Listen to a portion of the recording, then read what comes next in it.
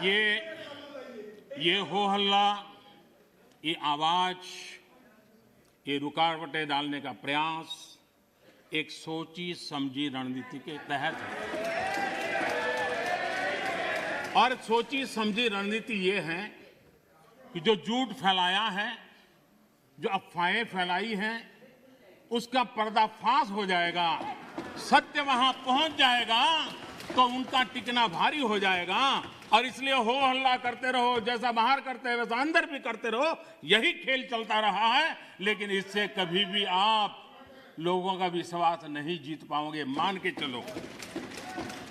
माननीय अध्यक्ष जी, ऑर्डिनेंस के बाद और पार्लियामेंट में कानून बनने के बाद किसी भी किसान से मैं पूछना चाहता हूं कि पहले जो हक उनके पास थे, जो व्यवस्थाएं उनके पास थी, उसमें से कुछ भी इस नए कानून ने छीन लिया है क्या? इसकी चर्चा, उसका जवाब कोई देता नहीं है। सब कुछ वैसा का वैसा वो है पुराना। क्या हुआ है? एक अतिरिक्त विकल्प व्यवस्था मिली है, वो भी क्या कंपलसरी है? किसी कानून का विरोध तो तब मायना रखता है कि जब वो कंपलसरी हो। ये तो ऑप्शनल है। आपको मर्जी पड़े यहां जाना है जाइए, आपको मर्जी पड़े वहां नहीं जाना है वहां जाइए, जहां ज्यादा फायदा हो वहां किसान चला जाए, ये व्यवस्था की गई है। और इसलिए प्लीज अधीर रंजन जी, अब ज्यादा हो रहा है। अधीर रंजन जी प्लीज, अब ज्यादा हो रहा है, अब ज्यादा हो रहा है। मैं आपका रिस्पेक्ट करने वाला इंसान हूं और मैंने पहले कह दिया, आपने जितना किया, जहां रजिस्टर होना हो गया। और बंगाल में भी टीएमसी से ज्यादा पब्लिसिटी आपको मिल जाएगी। बाबा क्यों इतना? हाँ दादा, देखो मैं बता दिया, चिंता मत करो, मैंने बता दिया।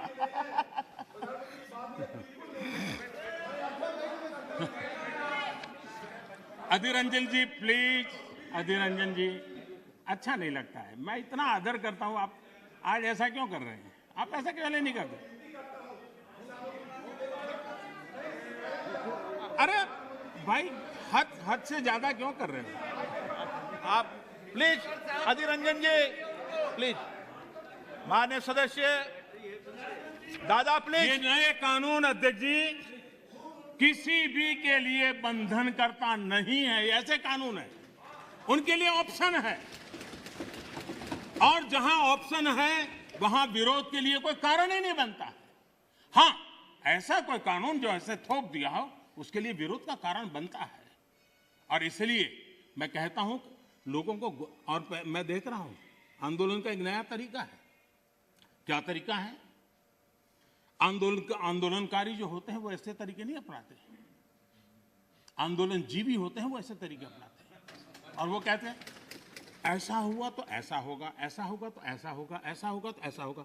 अरे भाई, जो कुछ हुआ ही नहीं, जो होना नहीं है, उसका भय पैदा कर करके, और पिछले कई सालों से लगातार सुप्रीम कोर्ट का एक जजमेंट आ जाए, कोई निर्णय नहीं हुआ है, और एकदम से तूफान खड़ा कर दिया जाए, आग लगा दी जाए देश में। ये जो तौर तरीके हैं, उन तौर तरीके जो भी लोकतंत्र में विश्वास करते हैं, जो भी अहिंसा में विश्वास करते हैं, उन सबके लिए चिंता का विषय होना चाहिए। ये सरकार की चिंता का नहीं, देश की चिंता का विषय होना चाहिए।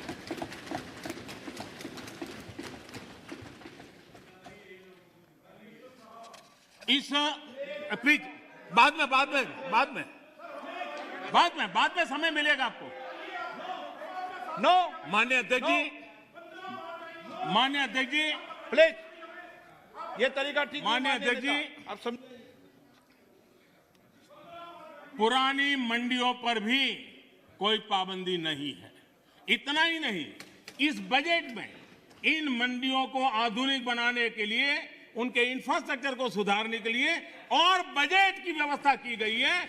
और उस बजट के माध्यम से माननीय अध्यक्ष जी, ये जो हमारे निर्णय हैं वो सर्वजन हिताय, सर्वजन सुखाय की भावना के साथ लिए गए। माननीय अध्यक्ष जी, ऐसा क्या करते हैं? आप सीनियर व्यक्ति हैं, प्लीज प्लीज बैठिए। माननीय अध्यक्ष जी, इस सदन के साथी भली भांति इस बात को समझते हैं, लेकिन कांग्रेस और कुछ दलों ने बड़े जोर शोर से बातें अपनी कही, लेकिन जिन बातों को लेकर के उनको कहना चाहिए कि भाई ये नहीं, ये अपेक्षा ये होती है कि उन्होंने इतना स्टडी करके आना है। इतना ही नहीं, जो लोग ये कहते हैं, हाँ, मैं हैरान हूं, पहली बार एक नया तर्क आया इस सदन में कि भाई हमने मांगा नहीं था तो दिया क्यों? हमने मांगा नहीं तो दिया क्यों? पहली बात है कि लेना न लेना आपकी मर्जी है, किसी ने किसी के गले मड़ा नहीं है, ऑप्शनल है, एक व्यवस्था है और देश बहुत बड़ा है।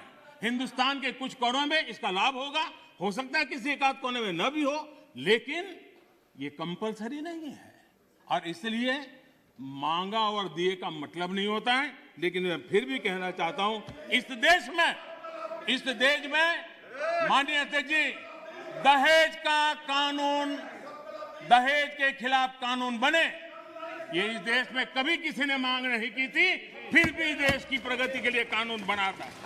माननीय अध्यक्ष जी, ट्रिपल तलाक, इसके खिलाफ कानून बने, ये किसी ने मांग नहीं की थी, लेकिन प्रगतिशील समाज के लिए आवश्यक है, इसलिए कानून हमने बनाए हैं। हमारे यहां बाल विवाह पर रोक, किसी ने मांग नहीं की थी कानून बनाओ, फिर भी कानून बने थे, क्योंकि प्रगतिशील समाज के लिए आवश्यक होता है।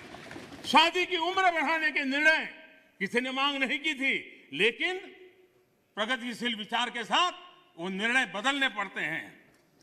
बेटियों को संपत्ति में अधिकार किसी ने मांग नहीं की थी, लेकिन एक प्रगतिशील समाज के लिए आवश्यक होता है, तब जाकर के कानून बनाया जाता है। शिक्षा को अधिकार देने की बात किसी ने मांग नहीं की थी, लेकिन समाज के लिए आवश्यक होता है, बदलाव के लिए आवश्यक होता है, तो कानून बनते हैं।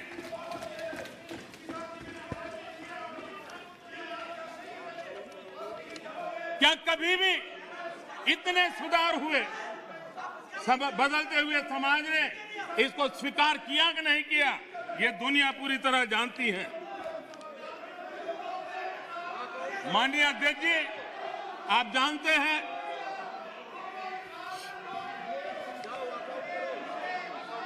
उन्होंने पर्याप्त समय, पर्याप्त अवसर दिया है बोलने का, ये तरीका ठीक नहीं है आपका। ठीक,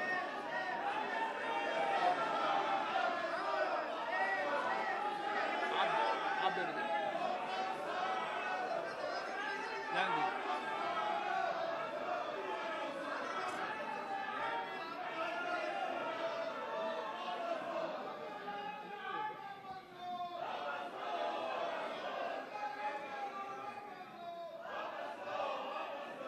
माननीय अध्यक्ष जी, हमें मानते थे कि हिंदुस्तान की बहुत पुरानी पार्टी कांग्रेस पार्टी, जिसने करीब करीब 6 दशक तक इस देश में एक चक्री शासन किया, ये पार्टी का ये हाल हो गया है कि पार्टी का राज्यसभा का तबका एक तरफ चलता है और पार्टी का लोकसभा का तबका दूसरी तरफ चलता है। ऐसी डिवाइडेड पार्टी, ऐसी कंफ्यूज पार्टी न खुद का भला कर सकती है, न देश की समस्याओं के समाधान के लिए कुछ सोच सकती है। इससे बड़ा दुर्भाग्य क्या हो सकता है? कांग्रेस पार्टी राज्यसभा में भी है, कांग्रेस पार्टी के वरिष्ठ नेता राज्यसभा में बैठे हैं, लेकिन वो एक बहुत आनंद और उमंग के साथ वाद विवाद करते हैं, विस्तार से चर्चा करते हैं, अपनी बात रखते हैं। और यही कांग्रेस पार्टी का दूसरा तबका अब समय तय करेगा। माननीय अध्यक्ष जी, ईपीएफ पेंशन योजना, हमें मालूम है कभी ऐसे केसेस मेरे सामने आया जब 2014 के बाद में आया बेटा, किसी को पेंशन 7 रुपए मिल रही थी, किसी को 25 रुपए, किसी को 50 रुपए, किसी को 250 रुपए, ये देश में चलता था। मैंने कहा भाई इन लोगों को ऑटो रिक्शा में वो पेंशन लेने जाने का भी खर्चा उससे ज्यादा होता होगा। किसी ने मांग नहीं थी, किसी मजदूर संगठन ने मुझे आवेदन पत्र नहीं दिया था, माननीय अध्यक्ष जी, उसमें से बाहर ला करके मिनिमम 1000 रुपीज देने का निर्णय हमने किया था, किसी ने मांगा नहीं। मुझे किसी भी किसान संगठन ने इस देश के छोटे किसान को कुछ सम्मान पैसे मिले इसकी व्यवस्था किसी ने मांग नहीं की थी, लेकिन हमने प्रधानमंत्री सम्मान निधि योजना के तहत उनको हमने धन सामने से देना शुरू किया। माननीय अध्यक्ष जी, कोई भी आधुनिक समाज के लिए परिवर्तन बहुत आवश्यक होता है। हमने देखा है जिस प्रकार से उस कालखंड में विरोध होता था, लेकिन राजा राममोहन राय जी जैसे महापुरुष, ईश्वर चंद्र विद्यासागर जी जैसे महापुरुष, ज्योतिबा फुले जैसे महापुरुष, बाबा साहब आंबेडकर, कितने अनगिनत नाम हैं, उन्होंने समाज के सामने उल्टे प्रवाह में सामने होकर के समाज सुधार का बीड़ा उठाया था, व्यवस्थाएं बदलने के लिए बीड़ा उठाया। और कभी ने तो किसी ने जिम्मेवारियां लेनी होती है। ऐसी चीजों का शुरू में विरोध होता है, जब बात सत्य पहुंचता है तो लोग इसको स्वीकार भी कर लेते हैं। और हिंदुस्तान इतना बड़ा देश है, कोई भी निर्णय 100% सबको स्वीकार्य हो ऐसा संभव ही नहीं हो सकता है। ये देश विविधताओं से भरा हुआ है। किसी एक जगह पे वो बहुत लाभ करता होगा, किसी जगह पे कम लाभ करता होगा, किसी जगह पे जो पहले के लाभ हो उसको वंचित करता होगा। लेकिन ऐसी तो कितने बड़े देश में व्यवस्था नहीं हो सकती है कि हम उसमें कोई, लेकिन एक लार्जर इंटरेस्ट, देश में निर्णय जो होते हैं लार्जर, सर्वजन हिताय सर्वजन सुखाय निर्णय होते हैं और उसको लेकर के हम काम करते हैं।